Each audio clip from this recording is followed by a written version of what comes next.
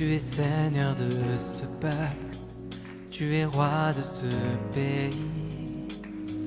Tu es la lumière dans ces ténèbres, l'espérance des affligés et la paix des angoissés.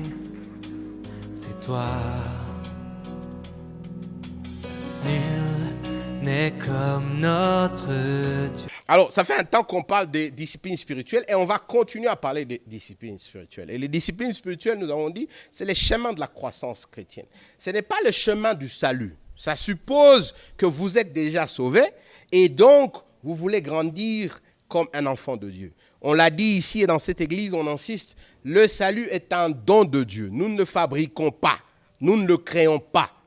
C'est Dieu qui le crée en nous. Ézéchiel nous a rappelé un peu plus tôt que c'est Dieu qui met en nous un cœur de chair. Il sort le cœur de pierre. Si à ce moment-là, la parole de Dieu a commencé à vous bouger, vous commencez à la comprendre, vous commencez à réaliser votre misère et le besoin de Christ, c'est parce que Dieu a déjà commencé à travailler. Il a déjà enlevé votre cœur de pierre et vous a donné un cœur de chair. C'est comme ça que vous devenez sensible à votre situation de péché, et c'est comme ça que l'Esprit vous ouvre les yeux pour voir Christ, et vous pouvez maintenant vous approprier l'œuvre de Christ. Mieux encore, la Bible nous dit, l'Esprit nous aide même dans le processus de faire confiance à Christ. Et donc, pour devenir chrétien, on n'a pas besoin de discipline spirituelle. Mais pour grandir comme chrétien, pour être un chrétien qui porte de fruits, on a besoin de ces disciplines spirituelles. Et elles sont nombreuses, on va les voir une à une. Mais il y a deux fondamentales qu'on a étudiées les 3 semaines passées, et les 2 semaines passées et aujourd'hui. La prière et la lecture de la Bible. Les enfants ici, ils chantent et souvent quand vous êtes ici, vous les entendez. Lis ta Bible et prie chaque jour si tu veux grandir. Ça semble très basique, ça semble très simple, mais la vérité c'est ça. Vous avez déjà entendu les enfants dire « Lis ta Bible, prie chaque jour si tu veux grandir ». Et malheureusement, les chrétiens ne comprennent pas ces principes. C'est peut-être trop simple qu'on l'ignore. C'est tellement simple qu'on peut l'apprendre à un enfant de 5 ans et de 7 ans. Mais la vérité est que c'est ce même principe qui nous aide à avancer. 2 piliers fondamentaux sur lesquels tous ces autres disciplines spirituelles sont construites. La lecture de la Bible et la prière. Mais tel que guidés par la Bible. Nous n'allons pas venir ici et dire nous allons nous engager dans des prières qui sont extra-bibliques. Nous n'allons pas dire que nous allons nous engager dans des pratiques bibliques qui ne sont pas recueillies dans la Bible. 2 éléments fondamentaux pour la croissance chrétienne. La prière et la Bible. Et malheureusement, si on devrait faire des analyses, on va trouver que ce sont aussi malheureusement 2 zones où les chrétiens sont faible. Et les gens s'étonnent de voir que l'Église n'a pas les muscles ni la santé nécessaire pour affronter les réalités qui sont les nôtres au monde. Eh bien, on a oublié les fondamentaux.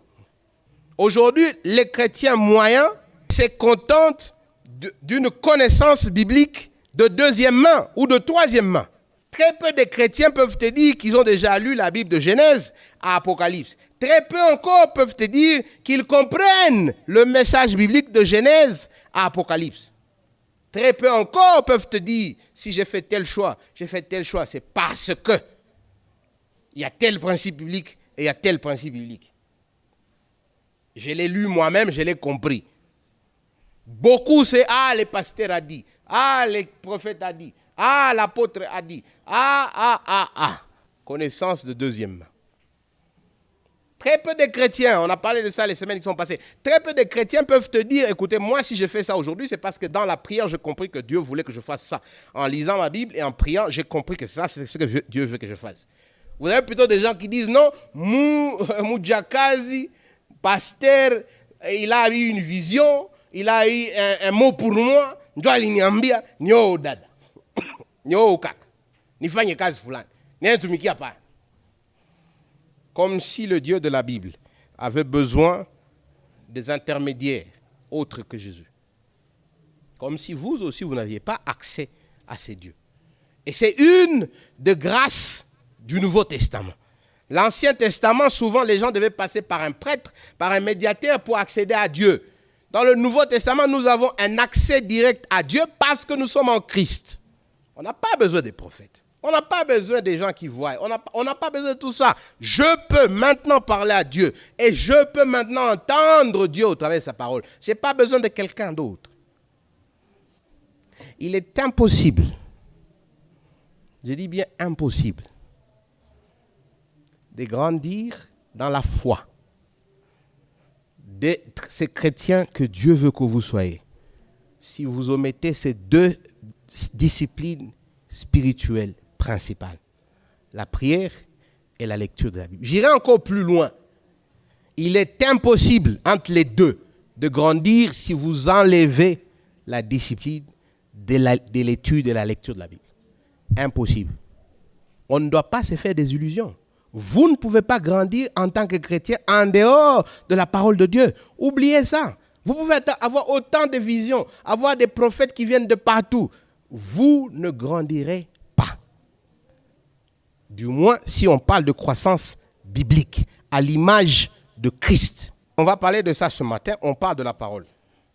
Parce qu'il s'agit ici d'une pratique que j'espère vous allez intégrer dans votre vie. Et elle a plusieurs formes.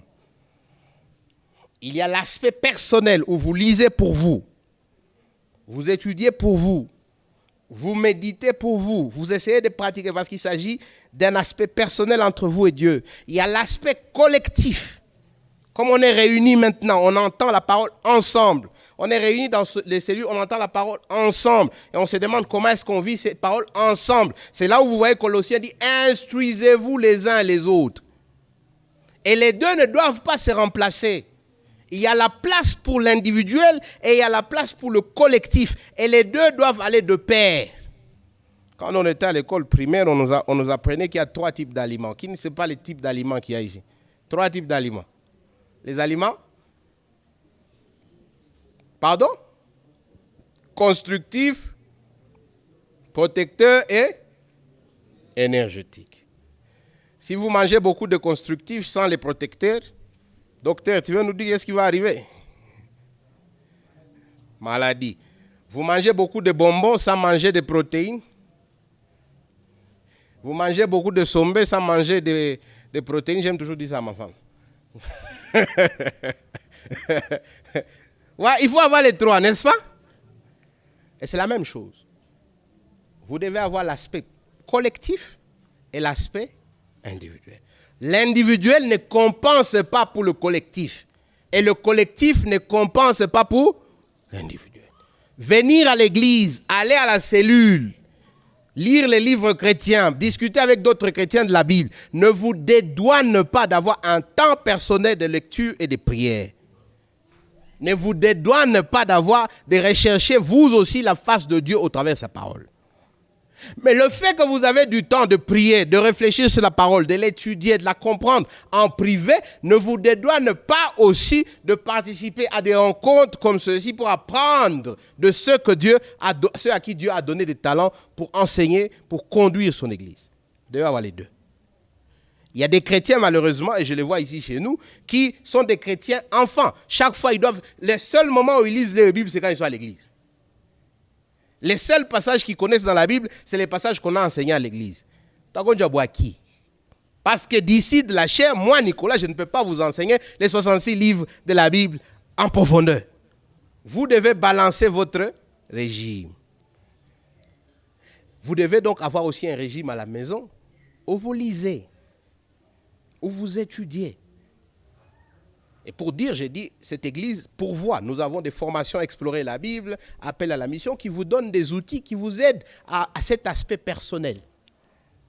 Mais si vous faites aussi le personnel sans venir qu'on vous enseigne, c'est là où aussi beaucoup des hérésies naissent. Dieu a, Éphésiens 4 dit, Dieu a donné à certains des évangélistes, des pasteurs, des enseignants pour conduire former ces gens, les préparer au ministère. Parce qu'il y a des choses aussi que vous allez comprendre et que des gens que Dieu a préparés peuvent vous aider à comprendre mieux.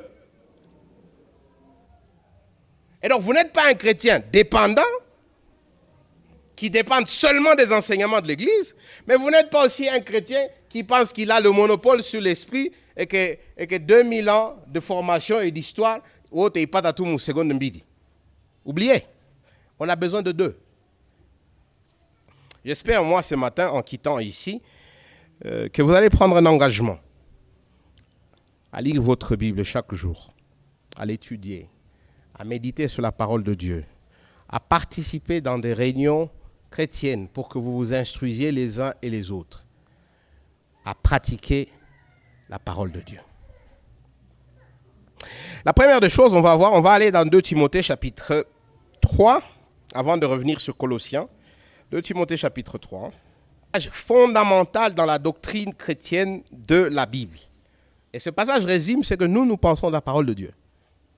Ça explique pourquoi on ne se laisse pas confier par des soi-disant « Ah, Dieu m'a dit ». Nous ne disons pas que Dieu ne t'a pas dit, mais nous disons que Dieu a déjà dit suffisamment dans la Bible.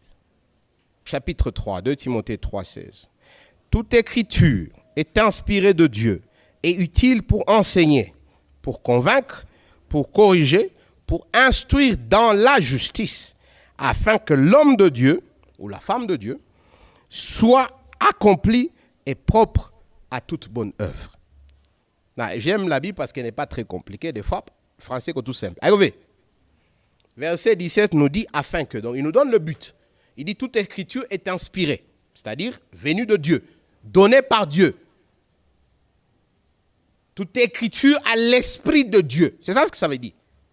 Quand vous lisez, ce sont des mots, quand vous les lisez comme ça, ce n'est plus les mots de Jean, ce n'est plus les mots de Paul, ce n'est plus les mots de Luc, c'est les mots de Dieu. C'est Dieu qui a parlé au travers le prophète. C'est ça ce que Pierre nous rappelle. Dieu a parlé au travers les prophètes, les apôtres. Et donc quand nous lisons les 66 livres, nous savons que c'est un message de Dieu pour nous. C'est un message de Dieu que Dieu a donné à Jacob en son temps, à Jonas en son temps, à Ézéchiel en son temps, mais c'est un message réel et contemporain pour nous. Dieu a parlé, Dieu parle. Il a parlé au travers de la Bible, il parle au travers de la Bible. Il a parlé à Moïse, il me parle. Il a parlé à Josué, il me parle. Il a parlé à Paul et au travers de Paul, il me parle. Il nous parle. Mais pourquoi Dieu nous parle? Verset 17. Afin que l'homme de Dieu, la femme de Dieu, soit accompli et propre à toute bonne œuvre. Pour expliquer en des termes plus faciles, afin que l'homme de Dieu, la femme de Dieu, aivie. Nako tayari kufanya kazi ya Mungu alimutayarisha. Et donc je m'étonne de voir des gens qui pensent qu'ils peuvent faire ce pourquoi Dieu les a créés en dehors de la parole de Dieu. Dieu vous a donné sa parole. Parce que c'est Dieu qui vous a créé. Il sait pourquoi il vous a créé. Il a des choses qu'il a préparées pour vous à faire. Souvenez-vous de ce passage qui dit, nous sommes, Éphésiens chapitre 2, 10, il dit, nous sommes des créatures créées en Christ Jésus pour faire les bonnes œuvres que Dieu a préparées pour nous. Et vous pensez que vous allez faire ces œuvres de vos propres efforts?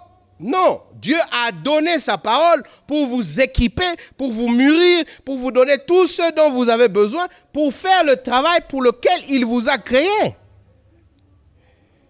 Et donc c'est impossible que quelqu'un dise, moi je peux grandir, je peux faire ce que Dieu a préparé pour moi sans qu'il ne soit imbibé, imprégné, totalement imprimé dans la parole de Dieu. C'est impossible. Et comment est-ce que Dieu vous prépare, vous rend mature, vous rend accompli pour ce travail? Il nous le dit, verset 16. La parole de Dieu, qu'est-ce qu'elle fait? 1, elle nous enseigne. 2, elle nous convainc. 3, elle nous corrige. 4, elle nous instruit sur le chemin de la justice. Le mot justice, c'est-à-dire sur le chemin de la droiture, sur le chemin de la piété, sur le chemin d'une vie qui plaît à Dieu. C'est quoi l'enseignement? On enseigne à ceux qui ne savent pas élever. Un enseignant, c'est-à-dire il a plus de connaissances que ses élèves. Ça m'étonnerait, moi, qu'il y ait des élèves qui savent plus que leurs enseignants. Quand vous allez à l'école, vous payez parce que vous acceptez que vous ne savez pas et que l'enseignant a une connaissance dont vous avez besoin. Et donc, quand nous lisons la parole de Dieu, nous apprenons sur Dieu, nous apprenons sur nous-mêmes, sur le monde, sur l'univers. La Bible nous donne des connaissances que nous n'avions pas et que nous ne pourrions pas trouver en dehors de cela. La Bible nous enseigne sur le mariage, sur comment on doit élever les enfants, sur comment on doit gérer nos finances, sur comment on doit prier. Elle nous donne des connaissances que nous n'avions pas. Et donc, quand nous approchons la Bible, nous devons l'approcher avec un esprit d'humilité, de savoir qu'au travers cet instrument, au travers cette parole, Dieu va m'enseigner des choses que je ne savais pas. Mais quand vous approchez la Bible avec un esprit d'humilité, vous savez que vous ne savez pas que Dieu va vous enseigner, alors ne résistez pas. Il y a des gens qui approchent la Bible, et ça je le vois toujours, avec des idées préconçues. Quelqu'un le disait, vous essayez de mettre un carré dans un cercle, ça ne marche pas. La Bible dit ceci, ils disent non, ça je n'accepte pas, je vais chercher un verset qui refuse. Non, vous approchez avec humilité. L'humilité suppose que vous acceptez ce qu'on vous a donné. La deuxième chose, convaincre. On convainc quelqu'un qui est dans le doute. On est dans le doute parce qu'on avait notre façon de penser avant, ça c'est intellectuel, n'est-ce pas? On avait notre façon de penser avant et quelqu'un vous dit non, il ne faut plus continuer à penser comme ça, il faut penser autrement. Et donc quand on approche la parole, on approche aussi avec l'idée qu'on ne l'approche pas vide. Le terme d'ailleurs qu'on utilise, c'est tabula rasa. C'est-à-dire qu'il y a des gens qui pensent que quand tu viens lire la Bible, tu n'as pas d'idées préconçues. Non, c'est faux. Nous avons de cœur dur. Nous avons déjà des idées préconçues. Nous avons été élevés dans des cultures préconçues. Romains 1 nous rappelle, ces cultures préconçues ne sont pas des cultures neutres. Ce sont des cultures hostiles à Dieu. Et donc quand nous venons à la Bible, nous ne venons pas avec des idées neutres, nous venons avec des idées hostile à Dieu. Et donc, il faut être prêt à accepter de changer sa façon de voir les choses, de changer sa façon de penser, de changer sa conception du monde quand on approche la Bible. Et laisser Dieu nous donner une nouvelle conception. Laisser Dieu nous influencer. C'est comme ça que vous trouvez dans beaucoup de soi-disant églises chrétiennes du syncrétisme. On mélange des choses parce qu'on ne veut pas laisser la Bible nous convaincre. On veut plutôt s'imposer. Troisième chose, corriger. Vous faites une interrogation, vous remettez les papiers et l'enseignant corrige. L'enseignant dit, ça vous avez réussi, ça vous avez échoué. Et quand vous avez échoué, vous dites à l'enseignant, non, ça c'est vrai pour moi, ce n'est pas vrai pour toi. Non.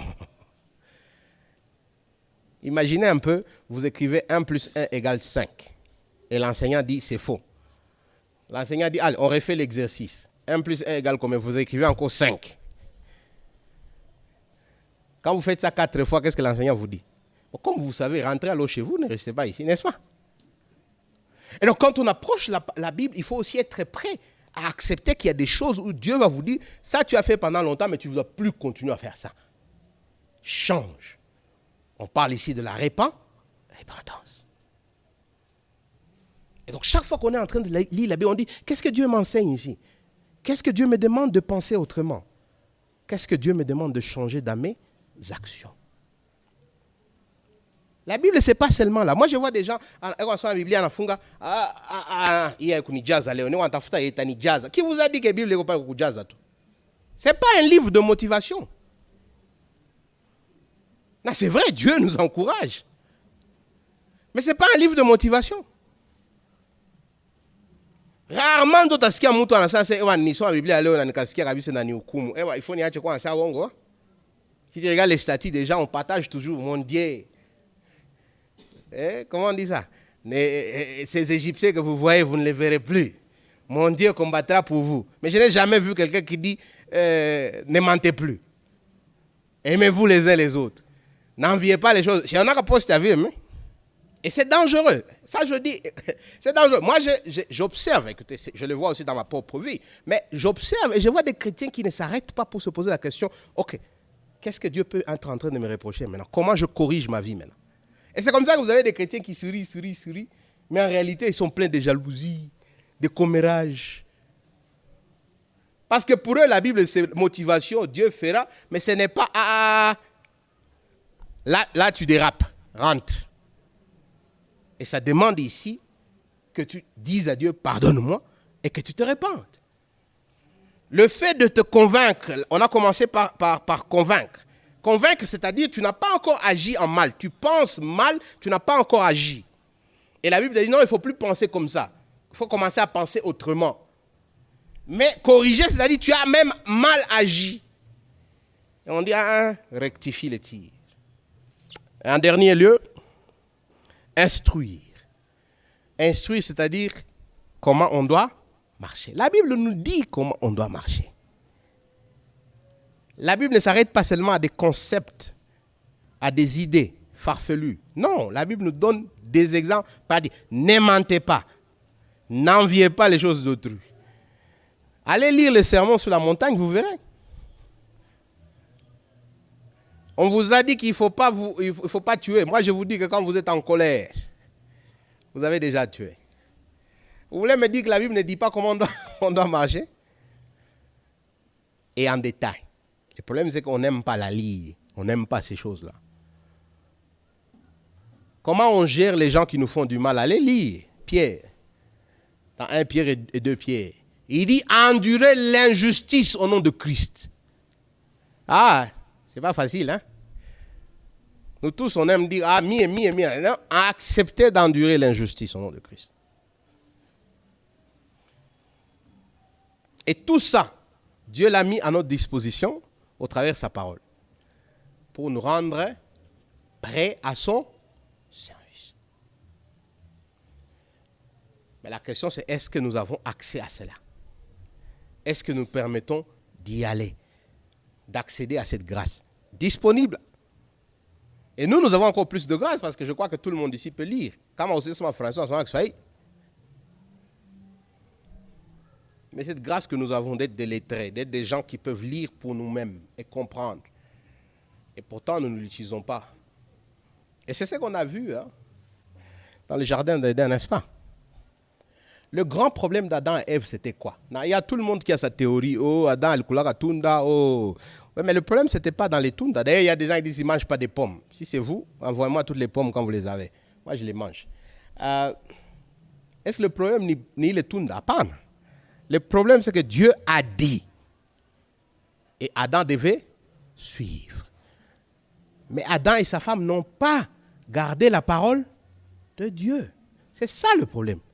Et la vérité, c'est que nous, en tant que nous ne donnons pas à la parole de Dieu sa place. Au fait, le test dans les jardins d'Éden, ce n'était pas est-ce qu'ils vont manger les fruits ou pas. Le test, c'est est-ce qu'ils vont s'en tenir à la parole de Dieu comme source fondamentale de la vie ou pas. Est-ce qu'ils vont dire, quand le serpent vient dire, Dieu vous a dit, vous allez manger les fruits, vous mourrez. C'est faux, il vous a menti. Est-ce qu'ils étaient capables de dire, écoutez, cher serpent, on pense que ce que tu dis, c'est peut-être vrai. Mais nous, on s'en tient à ce que Dieu a dit. La parole de Dieu nous suffit. Et regardez, mes chers amis, là où nous, humains, parce que c'est facile de dire Adam et Ève, mais ce n'est pas seulement Adam et Ève, c'est nous tous. Le monde a été créé sur base de quoi? La parole de Dieu. Adam et Ève, ils viennent dans un monde créé par la parole de Dieu. Un monde qui fonctionne sur base de la parole de Dieu. Mais Adam et Ève, ils ont tout ce que Dieu leur a donné et pourtant, ils refusent la seule chose qui leur a permis d'avoir tout ce qu'ils avaient. Et c'est la même chose avec nous. Si vous avez fait un peu de science, vous savez que l'air que nous respirons, si seulement les proportions d'oxygène, d'azote, de carbone dans l'air et de tous les métaux qu'il y a dans l'air changeaient de 0,001%, moi et vous, on ne pouvait même pas respirer. Vous saviez ça, non? Vous savez que si la Terre tourne d'un millième de degré, et qui penguka tout même compas you, vous savez ça? Vous savez ça, non? Ben, si vous ne le savez pas, je vous le dis. Et curieusement, vous avez des milliards de gens qui vont sur terre, qui ne pensent même pas à cette parole de celui qui maintient tout, qui ne pensent même pas à prendre sa parole au sérieux. C'est ça ce que la Bible appelle le péché. En fait, vous avez des gens dépendants qui disent « nous ne voulons pas de Dieu ». Vous avez des gens qui dépendent de Dieu à 100% et qui reviennent et qui disent « on ne veut pas de toi ». Vous avez un petit bébé de 2 mois qui dit à sa mère « mi espère à ton semaine, je suis une gousa gata ». Ça petit, utaisha. Et vous avez un Dieu miséricordieux qui continue à nourrir cet enfant, à lui changer des pampers, qui continue à faire tout et l'enfant dit « eh, mais là, tu as ». Et ce même Dieu a donné son fils qu'il vienne mourir à la croix pour des ingrats, des rebelles comme nous. Ce même Dieu, par la puissance de son esprit, a ouvert mes yeux et tes yeux pour voir qui il est et ce qu'il a fait.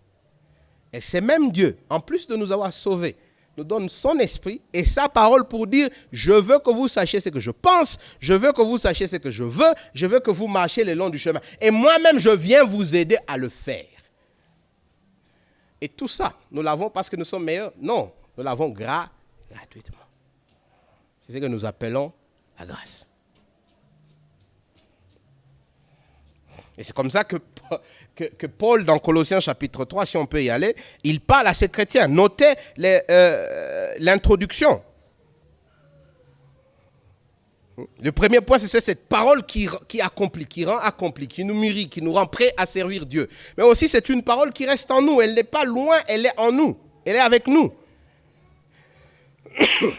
Regardez le verset 1. Il dit, si donc, chapitre 3, Colossiens chapitre 3, si donc vous êtes ressuscités avec Christ, le message qu'il donne, c'est un message donné à ceux qui ont cru, ceux qui ont été rachetés, ceux que Dieu a ouvert les yeux et qui sont devenus enfants de Dieu. C'est à eux qu'il parle. Il ne parle pas à ceux qui ne savent pas leur position. Regardez le verset 12. Ainsi donc, comme les élus de Dieu, saints et bien-aimés, comme ceux qui ont été ressuscités avec Christ. On ne ressuscite pas quelqu'un qui peut se ressusciter. C'est au passif. Vous avez été ressuscité. On ne se choisit pas, c'est au passif. Dieu vous a choisi. Moi, je vois souvent dans les mariages, les gens disent « Ah, l'élu de mon cœur ». C'est bon, non? Est-ce que vous êtes... Vous dites « Bon, moi, j'ai fait pour que je sois l'élu de ton cœur ». Ah, mais à quoi vient? J'ai été choisi. J'ai été élu. C'est au passif. Et de tous ces gens qui sont sur terre, Dieu est venu vous chercher personnellement. Là où vous étiez, il est venu vous chercher. Dans la boue où vous étiez, vous ne voulez pas de lui, il est venu vous chercher. Il vous a pris, il vous a lavé, et il vous amène maintenant à ses côtés. Et j'aime l'image biblique parce que ça dit, il va vous présenter à son père et il a dit, voici celle que je choisis. Voici mon épouse, l'église. Sans tache ni ride. Et à cette épouse, qu'est-ce qu'on demande ici? Paul dit, qu'est-ce que vous faites? Verset 16, que la parole de Dieu. Il va même mieux, il dit la parole de Christ. Que la parole de Christ, les mots que Christ a dit, c'est demeure parmi vous abondamment. Non, moi, je vois des jeunes aujourd'hui. Nous, quand on était un peu plus jeunes, on écrivait des lettres. Hein. Aujourd'hui, vous faites des messages WhatsApp, comme des amoureux. Nous, on faisait des lettres. Hein. Nous, on écrivait. Et quand on t'écrit, ah, je t'aime. Ah. Les jeunes aujourd'hui n'avaient pas de chance. Vous, les messages WhatsApp disparaissent là, donc vous ne pouvez même pas voir. Qui est cet amoureux à qui on a écrit, qui prend la lettre et la jette? Bien au contraire, il la prend, il la chérit. Certains même les portent dans les porte-monnaies. De temps en temps, il les ouvre. Parce que vous voulez avoir ça à côté de vous tout le temps. D'autres les mettent au chevet de leur lit pour les lire avant de dormir. D'autres mettent ça en portrait devant les... Quand ils se réveillent, là, ils voient, ah, ok. La dernière chose avant de dormir, ah, ok. Les mots de cet amoureux demeurent abondamment à vos côtés.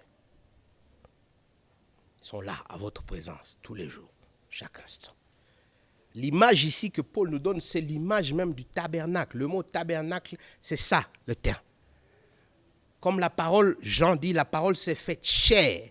Elle a habité parmi nous. C'est ça ce qu'il est en train de dire. C'est la même chose. Cette parole du Christ doit porter chair et doit habiter en nous. Et si réellement il y a cette histoire d'amour, vous avez été changé et transformé, cette parole de Christ demeurera dans vos cœurs. Il y a une chose qui me fascine chez les... Bon, ce n'est pas tous les chrétiens, il y en a aussi qui sont un peu bizarres, mais les chrétiens qui vieillissent bien, vous leur dites, ah, ils vous répondent par un verset. À un moment, vous commencez à vous fatiguer, vous dites, ah, ouais, ma verset, tout ça. Mais la vérité, c'est qu'avec le temps, la parole de Dieu a forgé leur imaginaire, a forgé leur vision du monde. Et chaque fois que vous voulez parler, il vous ramène à la parole. Elle a demeuré. Elle a demeuré abondamment. Elle a habité. Mais elle n'habite pas en un jour, mes chers amis. Pour arriver à ce niveau-là, c'est des années et des années où vous êtes en train d'être imbibé de la parole de Dieu. Elle entre en vous, elle entre. Vous allez à gauche, elle entre. Vous allez à droite, elle entre. Vous revenez devant, elle entre. Et à un moment, vous commencez maintenant à la faire ressortir. Qu'est-ce qui pousse cette parole à être abondante? On vous dit sous l'inspiration de la grâce. C'est-à-dire à partir de ce que Dieu a fait pour vous, à partir de la croix, de la mort et de la résurrection du Christ, de l'application de cette réalité dans votre vie, ça fait que vous vous accrochez à la parole. Ce n'est pas sous inspiration de la loi. Il y a des gens qui disent, si tu ne connais pas la parole de Dieu, alors le mal va t'arriver. Non, oui, c'est vrai, il y aura beaucoup de problèmes dans la vie si tu n'es pas dans la parole de Dieu. David dit, psaume 119, verset 9, comment est-ce qu'un jeune homme peut garder ses sentiers droits? Comment est-ce qu'on peut éviter des problèmes dans la vie? Il dit, en gardant la parole de Dieu. Et donc, si vous ne gardez pas la parole de Dieu, la vérité, c'est que vous allez avoir des turbulences. Je ne sais pas si vous avez déjà eu la chance de lire les proverbes. Quand vous lisez les proverbes, vous dites, mais c'est plein de sagesse ici. C'est plein de réalités de la vie. Et donc, si vous les lisez avant, vous les intégrez, il y a des choses que vous pouvez éviter. Mais ce qui vous motive à garder les paroles de Dieu, ce n'est pas la peur du châtiment. Parce que vous êtes déjà un enfant de Dieu. Ce n'est pas la peur de l'échec. Vous êtes déjà accepté en Christ. Ce qui vous motive, c'est la grâce, sous inspiration de la grâce. Qu'est-ce qui vous pousse à aller à l'église? Il dit là-bas, et instruisez-vous, il dit, instruisez-vous et exhortez-vous. Qu'est-ce qui fait que nous ayons des moments comme ça d'instruction, d'exhortation ensemble, dans les cellules, où on se donne des connaissances, on se dit comment on marche comme des chrétiens, où on s'encourage, c'est ça le mot exhorter, on s'encourage, on l'encourage. J'ai l'impression que ma foi ne marche pas, j'ai l'impression que ma famille ne marche pas, mon foyer ne marche pas. La famille chrétienne l'encourage. Mais ce sont les autres chrétiens qui l'encouragent. C'est à cause de la grâce. Ce n'est pas par peur. C'est sous inspiration de la grâce. C'est motivé par ce que Dieu a fait pour nous. C'est motivé par l'amour de Christ. Que sa parole demeure en nous, que nous instruisons les uns. Alors il nous donne un peu des différents types de canaux d'instruction. Cette liste n'est pas exhaustive, vous verrez là-bas. Par les uns les autres, toute sagesse, par des psaumes, par des hymnes, par des cantiques spirituels, chantant à Dieu dans vos cœurs sous l'inspiration de la grâce. C'est que la parole déborde et ça permet que vous ayez des chansons, des hymnes, des psaumes, diverses manières. Je crois qu'on vient de comprendre ici quoi. Qu'est-ce que j'ai dit? J'ai dit le chemin est simple. Vous voulez grandir, vous lisez votre Bible. Vous l'étudiez. Lire, c'est lire. Et des temps, quand vous lisez, vous vous familiarisez avec les textes, vous avez une connaissance, mais peut-être qu'il y a des choses que vous ne comprenez pas. Étudier, vous allez un peu plus en détail. Vous commencez à vous dire, ok, pourquoi il a dit ça? Pourquoi il a dit ça ici? Quel est le thème qu'il développe ici? Vous commencez maintenant à comprendre les choses en détail. Malheureusement, il y a des chrétiens qui s'arrêtent à la lecture. Non, on doit progresser parce que l'étude vous permet de comprendre ce qu'il y a derrière. Vous permet d'avoir une notion plus approfondie de tous ces principes. Mieux, on ne s'arrête pas à l'étude. Parce que la lecture et l'étude en eux-mêmes ne changent. Heureux l'homme qui ne marche pas sur les chemins des méchants. Quel est cet homme qui est heureux? Celui qui médite la parole de Dieu. Méditer, c'est quoi? C'est intégrer la parole dans ce qu'on est, afin qu'elle porte des fruits. Elle arrête d'être une connaissance. Dieu est un Dieu d'amour. Ça, c'est un principe. Vous l'avez lu. Et voici, il nous a aimés en donnant son Fils. Vous avez lu ça? Vous avez étudié tous les mots ressemblant à l'amour dans le grec, dans la langue. Non, ça suffit. Mais est-ce que dans votre cœur, l'Esprit témoigne que vous êtes aimé par Dieu? Ah, il n'y a que la méditation qui peut arriver là. Il n'y a que la méditation qui vous permet de dire, j'ai lu aujourd'hui. Il dit, je vous ai choisi. Vous n'êtes plus mes serviteurs, vous êtes mes amis, je vous ai choisi. Et pendant toute la journée, pendant tout le mois, vous dites, moi je suis choisi par Dieu. Et cette vérité intègre dans votre cœur. En plus de dire que je suis un chrétien, vous dites, je suis quelqu'un que Dieu a choisi. J'appartiens à Dieu. Mais mieux, ça influence mes actions. Vous voyez? C'est-à-dire, la lecture doit vous conduire à l'étude. L'étude doit vous conduire à la méditation. Et la méditation, si elle est réelle, sous l'emprise de l'Esprit de Dieu, produira la pratique. Et les gens pensent que vous allez sortir de la lecture à la pratique. Ça ne marchera pas. Vous ne pouvez pas aller de la lecture à la pratique. Vous comprenez aussi une chose, j'espère. Et là, on est dans les applications. Vous comprenez que tout ça, ça demande du temps. Ça demande un engagement. Ça ne vient pas par osmose. Là, moi, j'aime Dieu parce que dans sa miséricorde, quand vous êtes un jeune chrétien, il y a des choses, à mon humble avis, que Dieu fait pour vous vite là, que vous ne comprenez même pas. Mais quand vous commencez à grandir, il y a des choses que vous devez maintenant intégrer. Quand vous êtes un nouveau chrétien, les choses sont un peu simples. Il y a des choses qui se transforment du jour au lendemain dans votre vie, vous ne savez même pas. Vous constatez simplement que l'esprit vous a changé, qu'il vous a enlevé le goût de telle addiction et de telle addiction. Mais quand vous commencez à grandir comme un chrétien, ça prend du temps et de l'engagement. Vous ne pouvez pas pratiquer la Bible si vous n'avez pas le temps de la lire. Il faut d'abord la lire. Il faut comprendre, étudier, qu'est-ce que ça dit. Et après, il faut maintenant méditer. Laissez-moi vous poser la question, mes chers amis. Que faites-vous de la parole de Dieu? Où en êtes-vous avec la lecture de la Bible? Simple, lecture simple.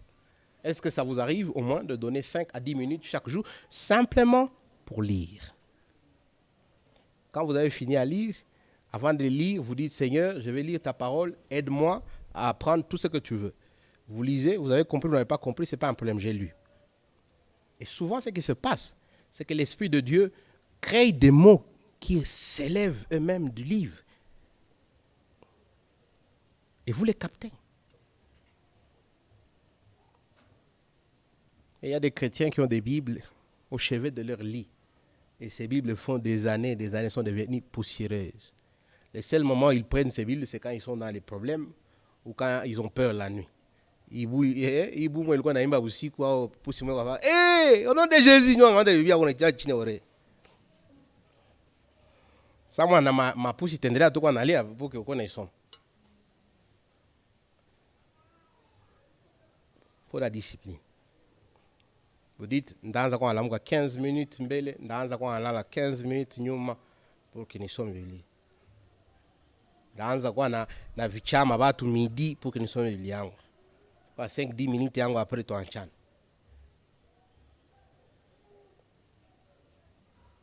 Aujourd'hui, on a même des téléphones. Tu es coincé à la banque, tu ne sais rien faire, tu sors ton téléphone, tu commences à lire. Au lieu de rester là en train de regarder tout le monde. Tu récupères du temps.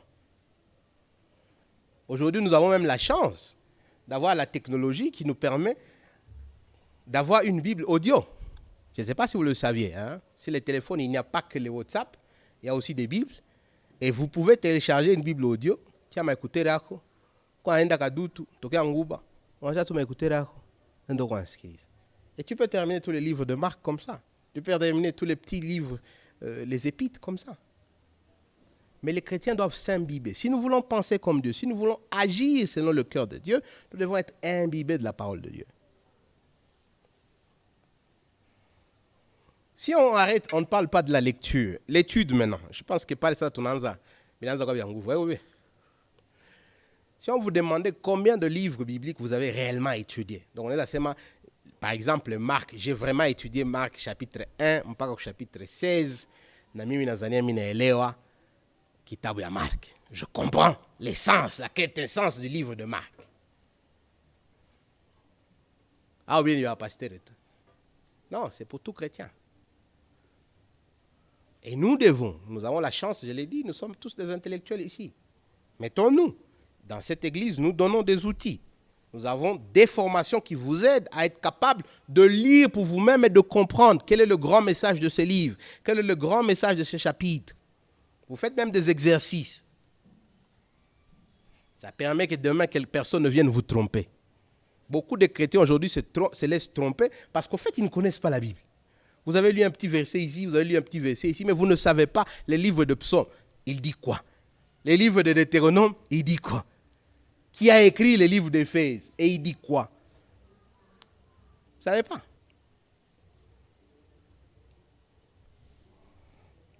La méditation. Est-ce que ça vous arrive de dire non? Je suis en train de méditer sur la parole de Dieu. Psaume chapitre 1. Si vous voulez venir avec moi là-bas, je crois que c'est un beau chapitre qu'il faut que je lise avec vous pour finir. Je l'ai paraphrasé, mais c'est mieux que je le lise.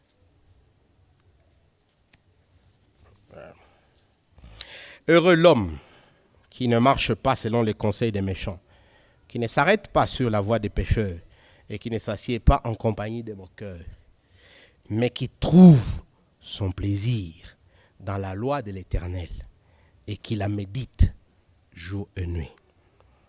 Il est comme un arbre planté près du courant d'eau qui donne son fruit en saison et dont le feuillage ne se flétrit point.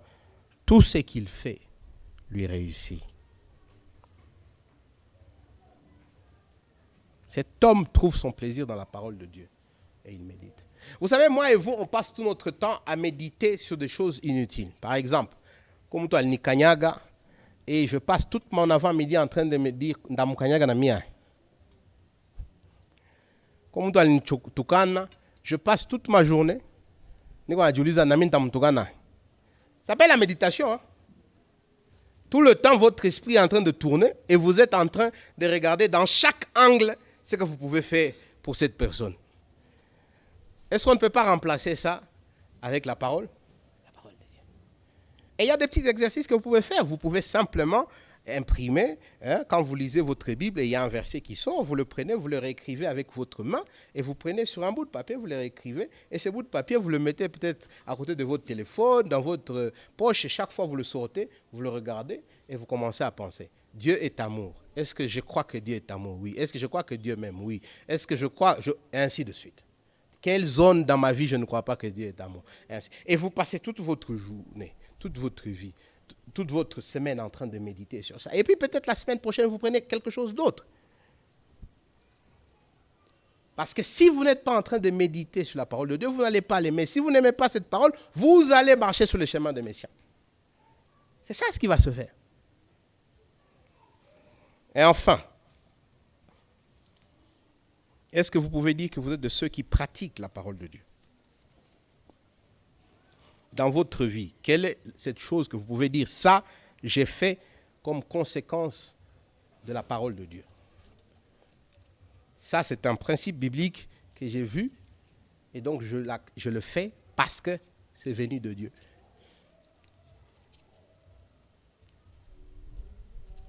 Je crois que si on est honnête, moi et vous, on doit reconnaître quoi? On doit reconnaître que dans ces domaines, c'est un de ces domaines où si on devait proclamer les résultats, vous alliez fuir. N'est-ce pas? Nous allions fuir. Ah oui. C'est un de ces domaines-là où vous dites, ok, négocier tout papier en mieux. Ah, voilà, monsieur, tu gardes ça. Oui, et vous savez la bonne nouvelle? C'est que Dieu veut qu'on marche avec lui dans ces domaines. Et donc si on se tourne vers lui, on lui dit, Seigneur, aide-nous, il le fera.